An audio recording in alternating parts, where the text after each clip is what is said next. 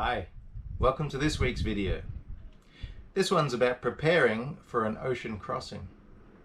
We're in Cape Town and we're going to cross to Brazil, aiming for the city of Cabedelo, which is a passage of 3,400 miles and should take somewhere between 20 and 30 days. I'm going to give you a 10-point checklist on areas that you must prepare. Let's first discuss what is an ocean crossing. For the purposes of this checklist, I'm going to define it as anywhere beyond 2 to 3 days from a rescue. Now that can be used in 80% of the world actually. Southeast Asia, Africa, South America. You could be coastal hopping, but still doubtful of any rescue services coming to help you. For example, a rescue helicopter has a very short range of 200 or 300 miles off the coast before it has to go back due to low fuel. So that's what we're talking about here. I call it an ocean passage, but it can apply to coastal also. So what this checklist will do is prepare you and the boat to be totally self-sufficient with an unlikely chance of a rescue. I'm going to give you 10 key areas to help you prepare for this passage, and I'm going to give you 2 golden rules which, if you follow, will save your boat and it will save you. Let's get started. I just want to explain that making this video, some of it was shot in Hout Bay before we left, and some of it is shot more recently here in the Caribbean. So that would explain why sometimes I look like I'm freezing cold and sometimes I'm sweating like a pig. I also want to mention that this list that I'm going to give you, this list of 10 topics for preparing for an ocean crossing, each topic could easily fill a video by itself. But in this video, I'm going to try and keep it to the point, keep it short, so that we can keep it down to at least, 2 videos at the most, hopefully. And maybe one day I'll make a video on each topic in more detail. Alright, let's get started.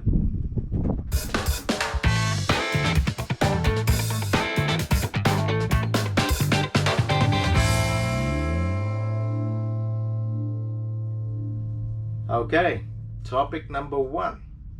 You need a seaworthy boat. Now there's so many different types of boats that make ocean crossings, from sailboat, powerboat, rowboat, ocean going ships, every type of vessel you can think, a bottle with a lid on it. My God, so many different vessels can make it from one place to another, but they all follow one golden rule. I have 2 golden rules for you. This is number 1. What is it, Princess? What's the number 1 golden rule? Keep the water on the outside. Good girl. So, of course, it seems almost trite, and so obvious. But you must strive to keep the water on the outside of the boat. How do we do that? Deck and hull, make sure there aren't any leaks. In the hull we have through hulls. We must check them, make sure they're strong, in good shape, they open, they close. Have softwood bungs nearby every through hull, ready to just tap them in. Other holes in the boat, big ones. They're above the waterline, but they're big ones, and that's hatches.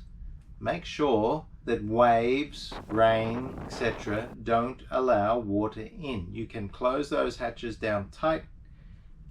A big pounding wave on the side of the boat is not going to break them, and they don't leak. Other deck fittings such as screw holes, stanchions, mounting holes and clutches, etc. They're going to leak a little bit, and you're always going to have annoying deck leaks, but that's not enough to sink your boat. So I'm talking about through hulls mostly and your hatches. We do our best, absolute best, to follow rule number 1. Keep the water on the outside. What happens if we can't? What happens if we get a hole in the boat? We want some plan of what we're going to do if we get a hole in the boat. Now, why would you get a hole in the boat? Obviously, you run aground onto a reef or rock, that can be pretty severe, and it can mean the end of your boat unless you have something planned of what you're going to do. Let's say something a little bit more simple, just for explanation purposes. Let's say we run into a log floating in the ocean, or a container, something hard that's put a hole in your hull. So we want to consider things and have things in mind of what we're going to use to stop the water coming in. Just depends on where the hole is, but one of the quickest things you can do is grab the jib, storm jib, throw it over the bow, position it over the hull. You've got both sides. If you're a monohull, it's even easier because you can get to both edges or both ends of the jib. Pulling the foot of the jib up, pulling the head of the jib up here, suddenly you've just covered the hole in your hull. Other things, maybe for a hatch that blows out, is to have some plywood pieces about yay big, just big enough to cover the biggest hatch that you've got, and have them ready, depending on what your hull material is or your deck material, ready to screw down or to plug up the hole some way, whether it's plywood, a sail. You just need to think of these things before you're out there and before it happens. So you've always got it planted in the back of your mind what you'll do. Other things that make a boat seaworthy, apart from keeping water on the outside, you don't want to end up adrift. So check your engines or engine. Make sure that it is available as propulsion. You're a sailing boat first, yes, but you need a backup or redundancy form of propulsion, and that's normally the engine. Your primary means of propulsion as a sailboat is your rig and sails. So you need to do a thorough rigging inspection. Are your sails up to an ocean crossing, or are they too old and tattered and they'll probably blow out in the first blow? It's okay if they blow out, but always have other sails that you can use. What happens if you can't, if something happens to your rig or something happens to your engine? Well, the worst that can happen to your rig is that you'll lose it. It'll fall down or it'll break. Well, then you need to look up a jury rig, a way to rig up your small sails with a jury rig system. So have a think about these things, because it's a little bit late to be thinking about it when you're out there. Think about it before you go. You need a bunch of spare parts for critical systems on your boat. Engine parts, spare hardware, rigging parts, whether it's shackles or whatever. I've got a bunch of Dyneema. You need spare parts, and you need the tools, and you need the know-how. So make sure you do all the work that you can yourself on the boat, and ideally you'd be doing everything on the boat. So you need spare parts, you need the tools, and you need the know-how to fix things instead of calling for help. There's too many sailors out there who are so quick to call for help, whether it's the Coast Guard and maybe their taxes pay for it, or inconveniencing a passing sailboat by asking for help when they should have been able to do this themselves.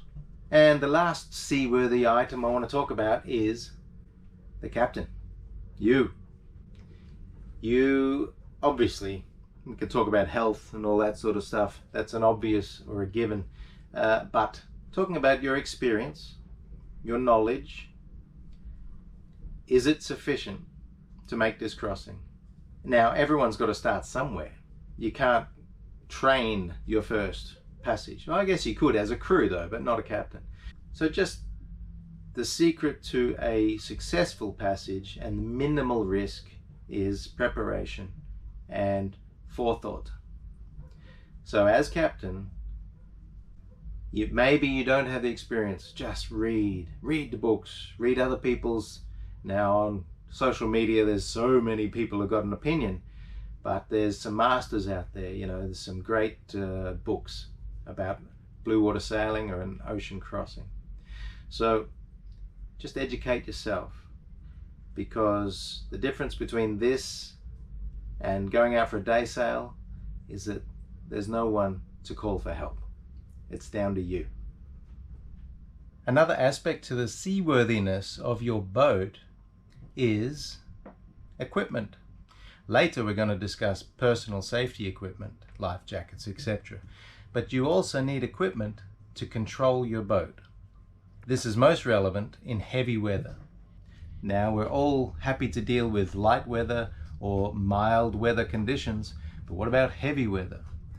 Do you have storm sails that you can use in 40 knots plus if you have extended periods of strong wind and big seas?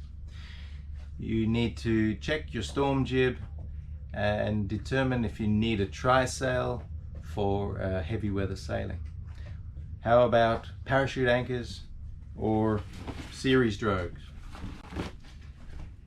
You need, on a long passage, you need to be able to handle anything that comes at you.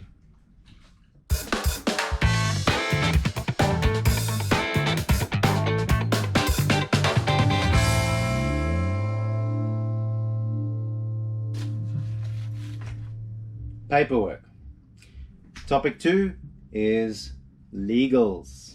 Make sure your boat is ready to go into international waters or into another country. Do you have registration certificate? Passports, obviously, for every crew member. Depending on your nationality and where you're going, you may need a visa before you arrive. You'll have to check the embassy requirements for the country that you're going to. So make sure your passport is valid for minimum 6 months before expiry by the time you arrive, and you have a visa if you need one when you get there. You need to check the customs requirements of the country you're intending to visit. They may have restrictions such as no firearms or spear guns or drugs, obviously. So make sure that you're not carrying anything that you may lose. In all of the half the world of the cruising that we've done so far, we've only been inspected in one country, and that was Mauritius, and they inspected very well. They were very interested in our pharmaceuticals. Quarantine requirements, very relevant in, unfortunately, this day and age of COVID. You need to check what are the quarantine requirements of the country you're going to sail to. You might be lucky and can claim the sea time, so make sure you keep a log in an official yacht's log. Insurance requirements. Some countries need insurance. Malaysia was a good example. Checking into Malaysia, they wanted a copy of your current insurance certificate, and it was just because in the last year or two prior to when I got there, a yacht had sunk near the marina. The owner just disappeared. So they required insurance for you to enter the country. Before you leave your present port, you need a port clearance. So normally the procedure is checking out with immigration, get your passport stamped. Go to customs, get a customs clearance. Go to the port captain and get a port clearance. Now this is a piece of paper that proves that you have legal authorization to leave the country. You don't owe them any money, basically. The next country that you're checking into just depends on the country, but generally they will want to see your port clearance from the previous port. Some countries are a bit more relaxed. And finally, do you have the flags for country of your destination and onwards? You need a courtesy flag that you fly on the port side, say again the starboard side of your cross trees or your spreaders. and initially you may need to fly a quarantine flag until you've had clearance. A health card, and I don't mean insurance, although that is very handy. You may need immunizations before you arrive in the country of your destination. You need to check on this, as the entry requirements may include immunizations for such things as yellow fever and others.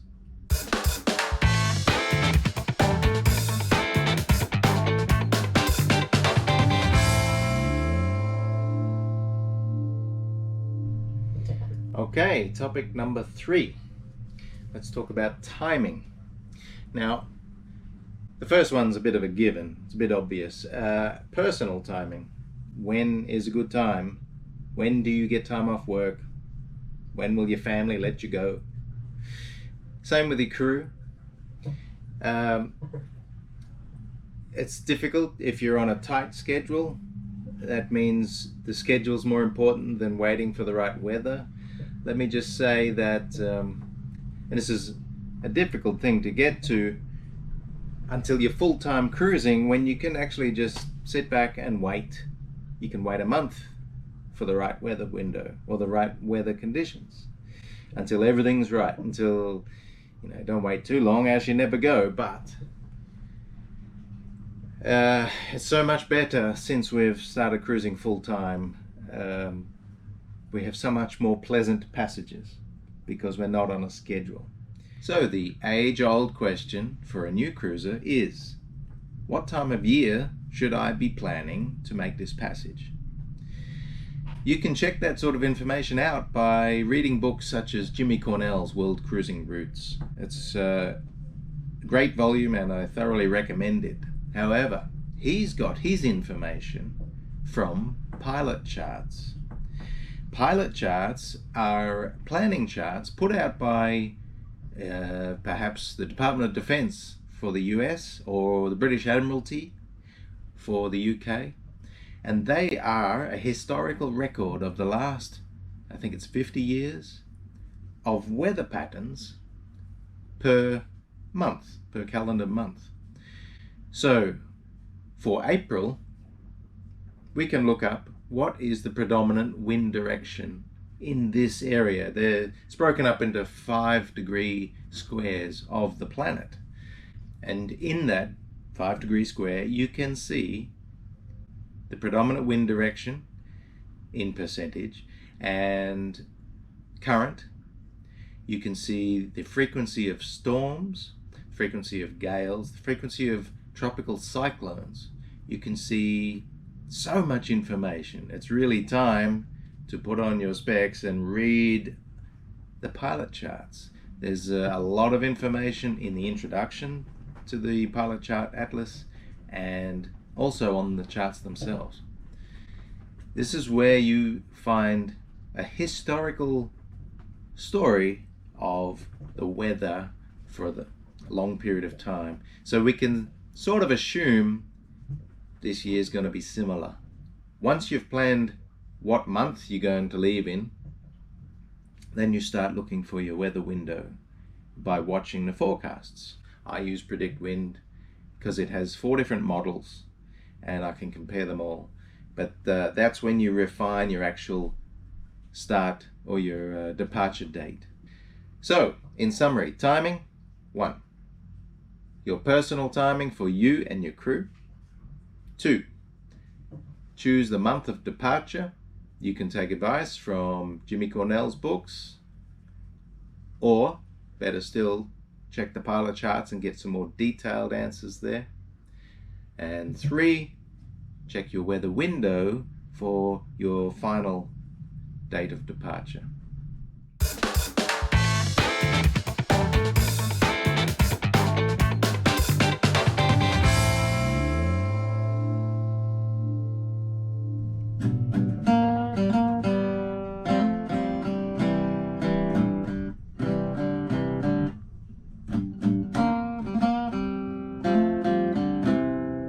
Hi.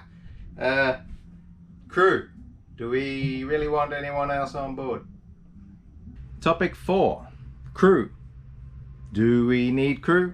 Do we want crew? This is obviously a personal thing for you as the skipper. For a long passage length, well, yes, you could use the extra set of hands. I just recently had back surgery. I would have liked an extra set of hands for the heavy work, crossing an ocean, especially being so long. But then, being so long, can you put up with someone else that, you know, perhaps clashes of personality? You got to think about compatibility and cabin fever, and these are real things. In times of stress, or when a person is out of their usual comfort zone, then strange facets of their personality shine through. So it's really up to you and what your experience level is. We've got friends who have hired a skipper to make an Atlantic crossing, a North Atlantic crossing. So yeah, consider the privacy that you want. Maybe you want a bunch of guys and it's all fun, you know, if that's the sort of vibe you're looking for. Obviously, we found crossing the Indian Ocean, and obviously more crew is less work for each individual. For watchkeeping, with 3 of us on board, we found it really quite ideal. Anyway, we would have liked crew for this South Atlantic crossing. In fact, my buddy Arthur, who joined us on the Indian Ocean, he was going to join us on this crossing, but with border closure, he can't get here. There was a choice, there was an option of taking a young local guy who's just got his sailing license, I'm not sure which license, but anyway, they do sail training here. And they were keen to build up miles. These are young guys in their early 20s. But we don't know these guys, you know, and to spend 20 to 30 days stuck on board a boat, I don't know.